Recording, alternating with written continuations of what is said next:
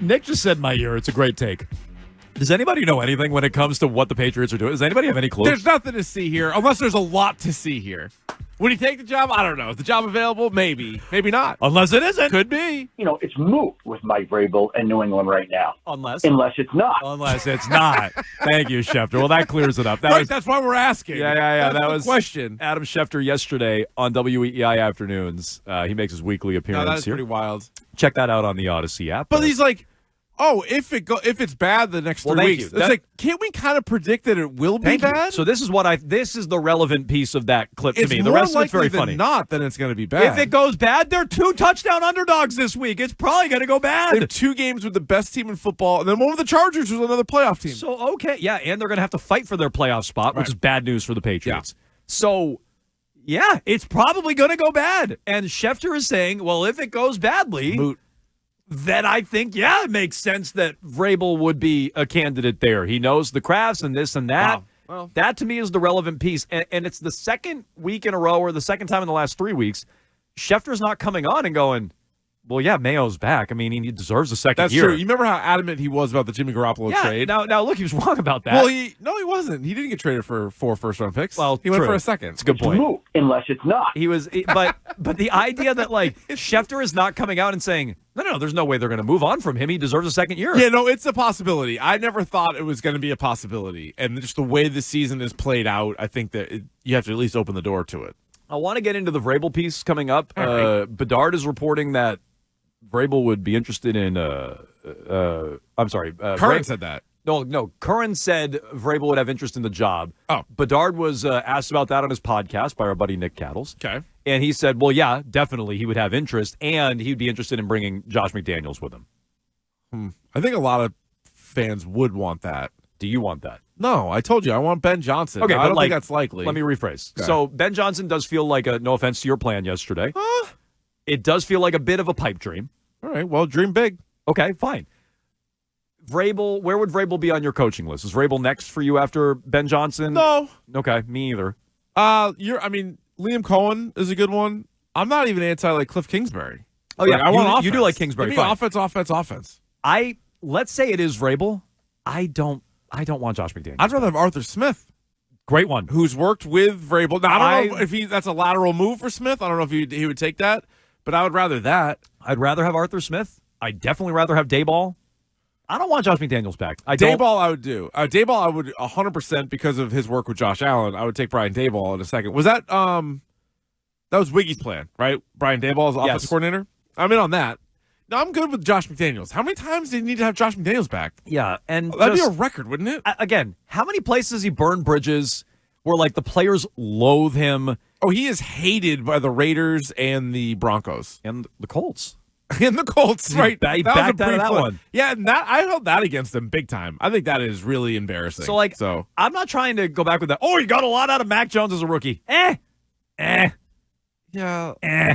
mean, I think because Mac Jones is so bad and they won games, he deserves some credit for that. But he got an okay season out of a below average quarterback. No, when he was the offensive coordinator, Kevin O'Connell's gotten a billion times more out of Sam Darnold. No. Than he got out of Mac Jones. He ran the Broncos and Raiders into the ground, sub-earth. And then he also, when he was the 1 year he was with the Rams, he was the offensive coordinator. They had the worst offense in football, one of the worst offenses in the history of this great sport of ours. So I don't want McDaniels. Me either. Now, obviously, there's a big difference between OC and head coach. Head coach is a non-starter. Offensive coordinator, I'm still a no. If that's Vrabel's plan, I'm out on Vrabel. Then I'm already find the next guy. He's already not at the top of my list, but if that's Vrabel's plan, my number one offensive coordinator is Josh McDaniels, out. Yeah. Dead on arrival, Yes. not interested, Vrabel. 617. Now, it's an improvement over Mayo. No one's arguing that. Yeah. My choice is Vrabel and McDaniels or run it back with Mayo and AVP. Well, not even a contest. Well, but if we're firing Mayo, I think you can do better than Vrabel is what I'm saying. All right, what about this one? Especially with McDaniels. Let me throw this at you. See if this one sticks.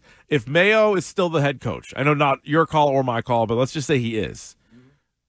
You give an AVP a second year, or would you rather Josh McDaniels than AVP? Mayo's still the head coach, so neither one of us like that, but that could very well be what the Crafts do. Do they feel like bringing in McDaniels, who I do think more Patriots fans than not like. Because they only know him as offensive coordinator. Patriots fans like. Yeah. I might stay Van Pelt. Okay. By the way, I'm looking now. Nick just alerted me to this. Cadlick has a couple of tweets here about Alex Van Pelt who's speaking now. Okay. I'm gonna Friend of the show, I don't know AVP? which one you're talking about. He alerted me to Cadlick's timeline. Alex Van Pelt on Gerard Mayo's "You Said It, I Didn't" comment after the Patriots loss. Juicy. I have Gerard's back at all costs. He used to refer to him as coach. Remember that? He was referring to him last week as coach. Now he's Gerard. Yeah.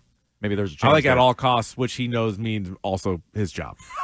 That's a good point. Like at all costs. Meaning, I have Gerard's I'm apparently going to be the scapegoat here. At all costs. We have a great relationship, doubtful. I take no offense to that. It was taken out of context, as he said. It was?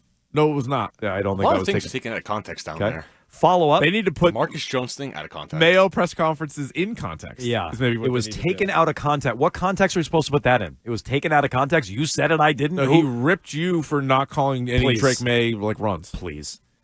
Alex Van Pelt on the viral clips of Patriots ownership being upset about the offensive play calling. There was nobody more pissed off than I was. I can promise you that. I don't know. Ask Jonathan again. I think Jonathan maybe more so than you. Didn't we just ask him on Friday about the play calling and is it too conservative? And he's like, no, I'd call him again. That's on coach. Yeah. Like, what? You just said you were happy with the play calling. Your bosses, all of your bosses. They all hate what Mayo, you do. Kraft, and Kraft. They're disgusted at what you do. They hate what you do.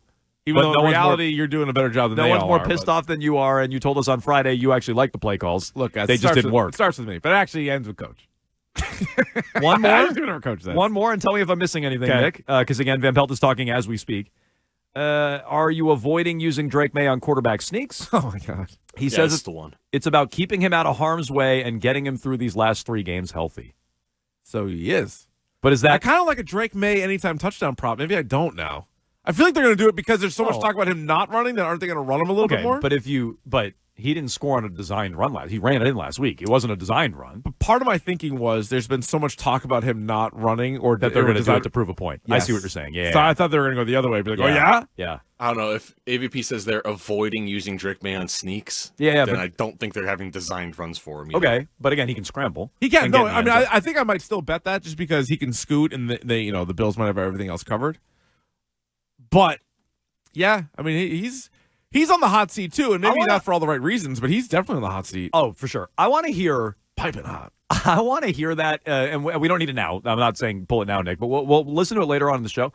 I want to hear that. What was he asked about? Is it up to him? Is that like an organ? I want to hear how that was phrased. Like, because my guess is that's an organizational decision. It's not up to Van Pelt to be like, I'm protecting Drake Maye. Hey, you said it, not me.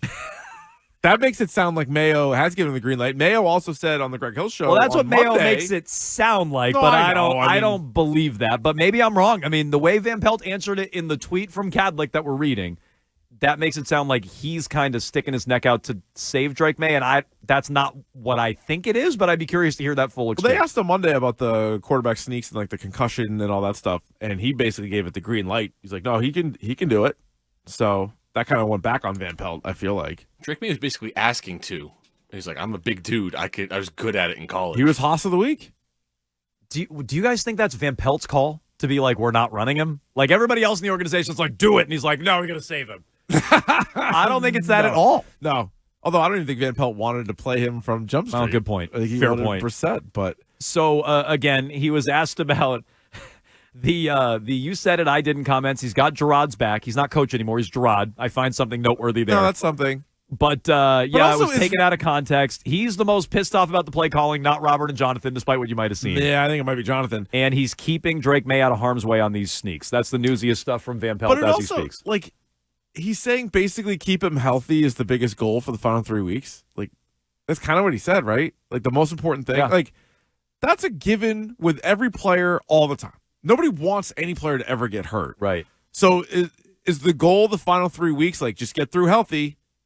Or is it, I don't know, like, see some different coverages, see, like, how do you react? Like, right, like, it should be the cold game stuff, all that stuff. Good point. It's way more than, like, just getting healthy. And if the goal is keeping him healthy. That means the season's over. Then, like, forget it. Did Arcan say this? I want to get to an Arcan take, but somebody texted, does Arcan want to sit Maye down at the end of the year? Did anybody hear that? I can't imagine. Somebody texted, I don't want to take what Arcan said completely out of context, as we did so viciously with the Gerard Mayo comment. Yeah, true. But I mean, I doubt it. If the main goal is to protect him, Well, then, yeah, you sit him. then you sit him. Put him on ice. Okay, That's so the easiest way to do it. I mean, if that really is the main goal, you shouldn't play him. I don't agree with that. Oh, yeah, Twitch chat. Dubs says Arcane does want to sit him. He wants to sit him for 3 games. That'd be fun. All right. Jacoby Brissett this Sunday? That take I did please. not hear from Arcane. I did hear his take about Vrabel yesterday. I would run full speed into a brick wall if I knew that Jacoby Brissett was the starter this Sunday. Yeah, I already have Grinch tickets. So look, when it comes to Arcane's take on Vrabel, though, I didn't hear the one on Maye. Okay. I did see some feedback on the text line about What's his Vrabel take real His quick? Vrabel take was, and look, this is before we even saw he was attached to McDaniels, which has me running for the hills. Yep. But if Vrabel is such a no-brainer head coaching candidate, why is he out of coaching? Like, I know he's an analyst for the Browns or whatever he is. Why didn't he get a job last year? So fair. Because we say the same thing about Bill, and if Yep. we're going to be consistent, the league doesn't want Bill. And They maybe, went away. Maybe we'll see the league wants Vrabel this go around, but Yeah. I mean, if the league thought so highly of Vrabel, why is he out of a job? It's fair. I mean, because they went to really young coaches, but Vrabel's way younger than like a Belichick or a Pete Carroll. They got rid of the old coaches. They also seem to be a little bit less of the hard asses. And I feel like Vrabel is in there probably labeled as a hard ass. I also wonder, in all seriousness, if GMs and owners are a little. Remember that one? This might have been a Rossini thing, so maybe it's whatever. Didn't Vrabel like intimidate owners and like GMs? Yeah. Like legit, like they were like, he's like a big he's a big dude. Yeah. I find it comical because Yeah. it's football, but that was one of the stories. Yeah, these spineless little weasels So there you go. running their I teams think are that's your intimidated by answer. him. Yeah, maybe. I think that's your answer. I think the teams are dumb. Yeah. Teams are hiring guys They're for afraid, the wrong reasons. They're afraid if they debrief Vrabel on a Yeah. Monday like they debrief Mayo, who's not exactly a small guy. It'll give him a swirly and Yeah. jam their heads in the toilet. That's what they're worried about. I think that now that I remember it, because I was shocked that Vrabel didn't get a job. I was also shocked Belichick didn't get a job. But I think both are the same way. They're like, I feel like less of a man in the room with him. And so I think he probably does get a job this go around. But I was looking at it real quick. There were 8 openings. I think 4 teams went with offensive coaches, 4 went with defense. So it wasn't one of those like, it was all offensive and he's guys. a defensive guy, so that doesn't work. I mean, So like that Raheem, wasn't working against So him. if you're looking at the defensive guys, like Raheem Morris got a job over him. Gerard Mayo obviously got a job over him. Mike McDonald with Seattle, another young guy coming off a good year as a coordinator. And then Dan Quinn. Maybe Dan Quinn's the most surprising. That Washington went Dan Quinn over Vrabel. retread coach, which Vrabel would be. Odd. That is And more odd. successful. I don't know Dan Quinn got to a Super Bowl, but I mean, Vrabel was in Tennessee for 6 years. He had 4 winning seasons, 3 playoff appearances, and a AFC Championship game in there. I think like he also had Ryan Tannehill, Marcus Mariota, and Will Levis. Like I think Vrabel is a good coach. No, me I too. just you know me, I point to the offensive guy, especially when you have Drake May, give you the offensive guy. But overall, if I'm hiring a defensive coach, I'd hire Vrabel. So I also think Vrabel's a good coach. I want to get away from the Patriot way for 20 years. I don't want to run it back. And Vrabel has enough Bill stink on him that I want to stay away from that here. Got some of that Bill stank. if who Bill stank? if you want to bring in someone like Vrabel, or if the Patriots do bring in Vrabel, they fire Mayo. Vrabel's an upgrade, no duh. Yeah. But if they're the team to bring in Vrabel and no one else did, are they still not seeing it right? Like, you know what I mean? They're like, oh my God, what a home run Well, hire. they also brought in Mayo, and they were True. the only one that thought that. That's what I'm saying. Oh, but So, that like, was a bad sign. yeah, like a year ago, no one wanted Vrabel, and then they're like, oh my God, he's a home run hire. We got to go get him. And then they get him, and it's like, well, maybe the rest of the league doesn't like him all that much. Couple more Maybe comments. they don't, but don't you also the people hiring these coaches? I feel like make more bad decisions than good. Well, fair. So yes. like they might hire a guy for the wrong reason, but just as likely they might not hire someone right when maybe they should have. They're like right there in front of their noses. Couple more comments here from Van Pelt. Just as I'm looking at these, because they're coming in off the presses. Van Pelt, maybe he's done speaking by now. I don't know. Van Pelt, no regrets on the 4th and 1 short yardage call. No regrets. I thought you were the most pissed at yourself for the play calling. But I'll do it again. No regrets there. He had it schematically accounted for. All right. That's good, I guess. Well, I guess just you got to tip your cap to the defense. He was asked about Kayshon Boutte critiquing the play call against man coverage. Yeah, apparently this came out yesterday. I don't want to jump the quote, but I think Boutte apologized to him. Boutte did apologize. Yeah. He said, that's part of receiver play. It hasn't changed since I played. Huh. So, like, mouthy receivers. Got it. That's how I'm interpreting that, unless I'm interpreting that wrong. He played with Eric Moulds. Yeah, that sounds right. Apparently, Eric Moulds has a lot of kids around Buffalo. That's what I've heard about Eric Moulds. There's not a lot to do in Buffalo. Well, tell that to Eric Moulds. Who was that? Travis Henry? He was a Bill, right? Travis Henry, I think, had a lot of kids up there, too. Half of Buffalo's population is young Eric Moulds children and Travis Henry children. Yep. I like Peerless Price on those teams, I'll tell you that. Peerless Price could run you some routes down the field. Pretty much just straight. That was all he did. I think you're shortchanging Peerless Price. I am not. I know a lot about Peerless Price. Alex Van Pelt also said he has not spoken to the Crafts since the viral clip of them criticizing the play calling. Ugh. Now, I'm not surprised he hasn't been like, hey, guys, what was up with that? They haven't said anything to him? Yeah, that sounds like they've already made up their decision. He's That's gone. a bad sign. Don't you for think? him. Like, if they talk to him, they're like, hey, especially they know that got out. We didn't. Well, of course they know it got out. Obviously, they know they got out, but like they talk to him and be like, hey, we were running hot. Like, you know how it happens or whatever. Like, that wasn't about you. We were frustrated. But let's ignore him until we fire him at the end of the year, is how I view it. That is a horrible sign. That is a bad Unless sign. he's lying about it, but I don't know why he would. No, that one I would. Just be like, yeah, we talked and whatever. Like, he talked to Booty, and they kind of, well, for now, cleared it up. Yep. But for the Crafts to not even reach out to him, that means they don't care. Has not spoken to them since the viral clip of them criticizing his play calling. He gone. Yeah, that's, which is too bad. Like, he's actually not been good for him. He's been a lot better than I thought he was going to be this year. He gone. Yeah. Let's get to some phone calls here. A lot of you waiting patiently. John is in Rhode Island on our Josh Allen discussion. Go ahead, John. Hey, how you doing, guys? Pretty great. Good. Yeah, I think, the whole Josh Allen Mahomes debate, I think if you flipped head coaches, I think Allen would have all the titles, to be 100% honest with you. So Mahomes is just a product of Andy Reid. He's a system quarterback. Yeah. How many, just not to dump on Andy Reid, but how many Super Bowls did Reid have before Mahomes? Well, it was 0, but I do agree with him. Andy Reid greater than Sean McDermott. Yeah, I agree with that I'll go there. Yeah, I agree with that But too. he would have all the Super Bowls, and Mahomes would have none? Yep.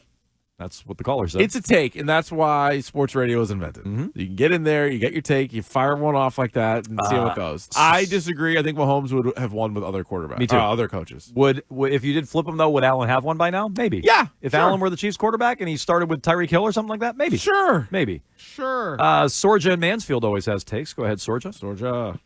Hey, Jones and Keefe, how are we today? Pretty great. I mean, the weather's so beautiful. I mean, 45 degrees is not so bad when it feels like it's 15, right? But really quick here, guys. Just the really quick here. The thing is that with Mayo, you just don't have the patience like you do in the past, right? Like, pretty soon with Drake May, we know Drake May is the guy, right? In about 3 to 5 years, you're going to have to give him. Okay, so your phone's breaking up. Maybe it's the weather that's impacting the phone. Is it cold out? I thought it was nice out today. He says it's 15 degrees. Like it's a real feel of 15. How cold is it in Mansfield? Freezing, I guess. I guess. He's in maybe a cold spot, like a wind tunnel. It felt lovely today. I've been out there for like an hour, but a couple hours. It felt I don't know today. when people have ever been patient around here. Isn't that one of the charms? Okay, but also I agree. If his take is, and again, his phone broke up, so I don't quite know. But if his take is beyond the weather that there's less room to be patient around here because they've sucked the last 5 years largely. Agreed. Then I strongly agree. I agree with that. that. Yeah. It's a different atmosphere. PK is in the car. Go ahead, PK. Hey, what's up, boys? So, as you may remember, I'm emotional. Yeah, of course. Good. We all are. I won Dave Chappelle tickets and really lost my mind with you guys a few weeks ago. Oh, that's what I like. Yeah, yes, PK. Yes. How was the show? It was great. It was a little bit different than what I was expecting, but I was emotional through the whole thing. Right. Great. Good to hear it. So anyways, I want to talk about Mayo. I've kind of enjoyed watching his demise take place over the course of the year more than I've enjoyed winning and losing. And, he came out of the gate really cocky, and there's nothing worse than somebody like that who just thinks they're better than you. And over the course of the last few months, he's completely crumbled. And I drive around all day listening to you guys. It's like a soap opera. Yeah, so I is. bet there's a lot of people who have worked with Mayo over the years who probably are enjoying this. I'm not just talking about Bill.